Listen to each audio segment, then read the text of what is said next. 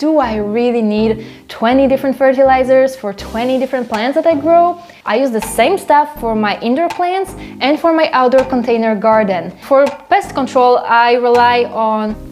Hello everyone, welcome to this new video. My plant care products for 2024 have been delivered like several weeks ago.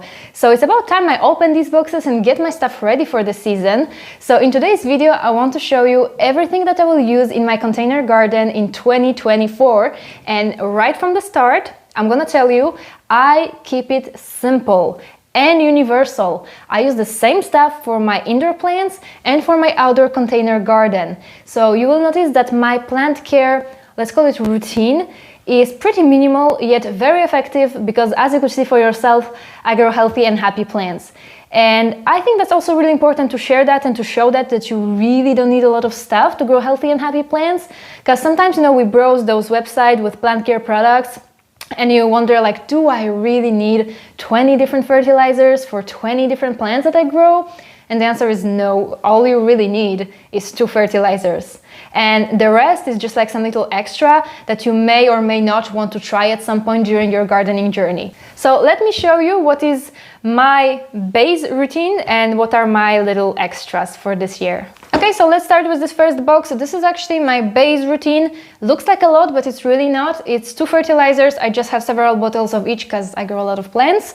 And all of my plant care products are from Playground because it's been like 8 or 9 years now that I'm balcony gardening, and I tested a whole bunch of different fertilizers, and then at some point someone recommended Playground to me. And since then I've been using Playground exclusively and I've had amazing results with them, and it's been like 4 years now that I'm recommending their fertilizers to you guys, and I've heard from a lot of you as well that you also bought them and you also had great results. Alright you guys, so as I said at the beginning, all you really need are 2 fertilizers, 1 grow, 1 bloom. Because no matter what plants you grow, most plants will go through 3 different phases in their life. First, we have the growth phase, from the moment the seed germinates all the way until that plant starts to produce flower buds. This is the growth phase. Then from the moment that plant produces flower buds all the way until it produces fruit, this is the flowering/fruiting phase. And then once the plant is done fruiting, when it starts to set seed and when it starts to slowly die back, this is the senescence. Most plants in the growth phase will require high doses of nitrogen because nitrogen is responsible for healthy growth and for healthy leaf development. And then when plants are in the flowering phase, they don't need as much nitrogen anymore. They need a lot of potassium and phosphorus to produce flowers and then to produce fruit. And obviously there are some minor differences between what specific plant prefers. Like for example, maybe roses need a little bit different NPK ratio than tomatoes or than hydrangeas or than geraniums, but those differences are so insignificant that it's not really worth to buy a specific fertilizer for those different plants, unless, let's say, you grow 30 roses and only roses, then that makes sense to buy a rose-specific fertilizer. But other than that, you can really get away with just buying 1 fertilizer for the growth phase and 1 fertilizer for the flowering phase. I use this organic line, Alga Grow and Alga Bloom. Basically, mineral fertilizers, they are immediately absorbed by the plant. So if you are not careful, you can easily overdose that fertilizer, and if you use too much, you can burn your plant roots. Or if you use them too often, you can have a buildup of salts in the soil, and this can also be damaging to your plants. Whereas organic fertilizers, they are more gentle because they fertilize the soil, and then your plants can take up those nutrients as they need them. They are also great for soil life because mineral fertilizers, they will kill the soil life, whereas organic fertilizers feed the soil life. And by soil life, I mean all of those beneficial bacteria, beneficial fungi, protozoa, and all of those microorganisms that also help your plants thrive.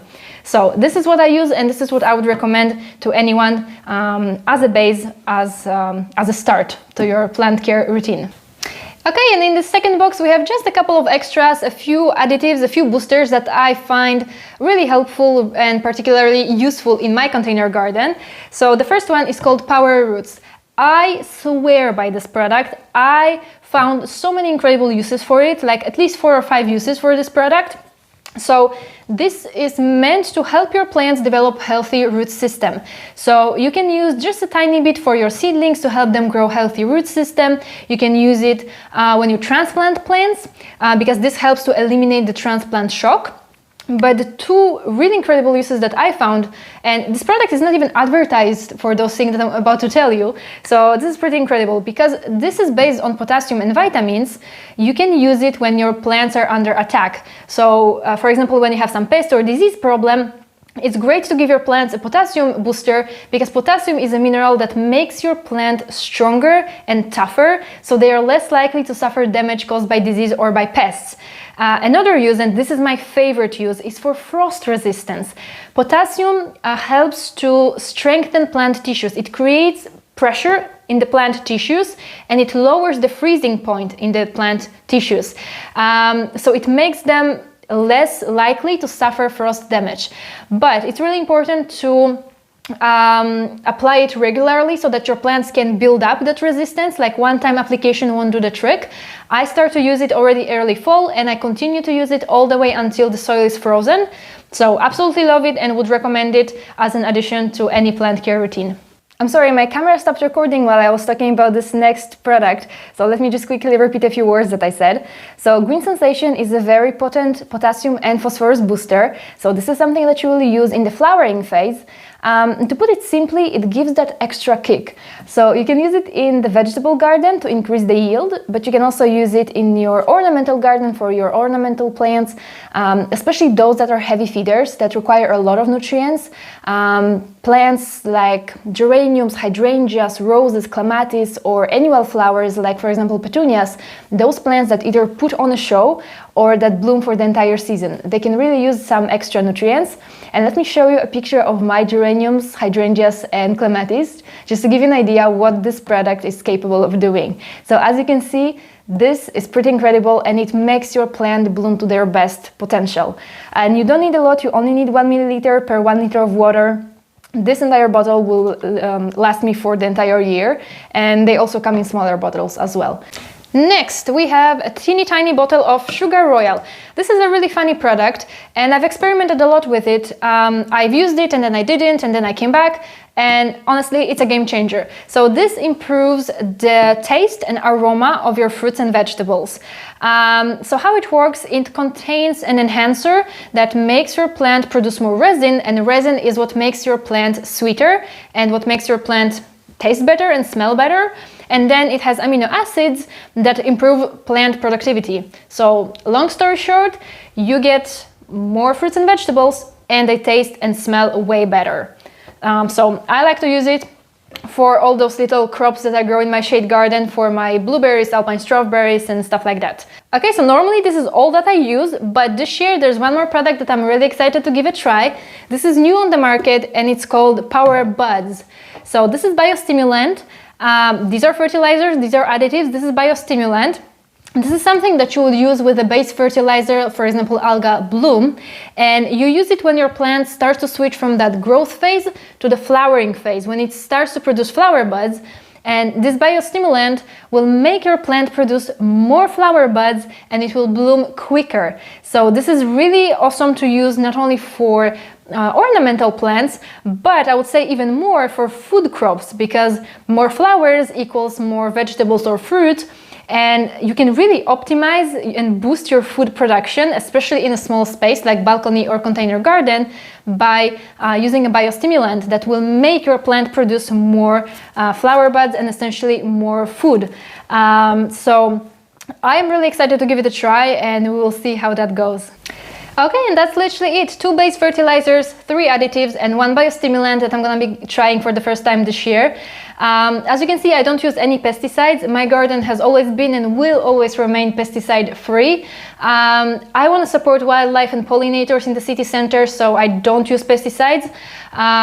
For pest control, I rely on cultural methods, so physical control methods and removing pests manually when possible, and whenever it's getting out of control, let's put it this way, I use biological control methods. So introducing a natural predator for that specific pest.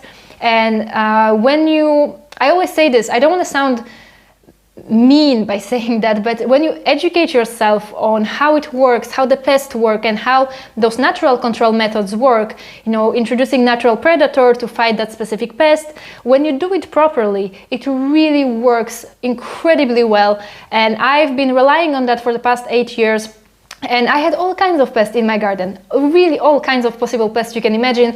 And I've been relying on those two methods, cultural methods and biological control methods. And never ever have I once felt the need to introduce any type of pesticides. So that's what works for me, and I highly encourage you to look into this, how natural predators work and how you can use that in your garden for pest control.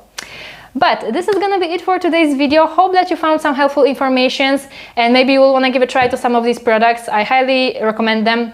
That's what I've been using for the past years and works really, really well for me.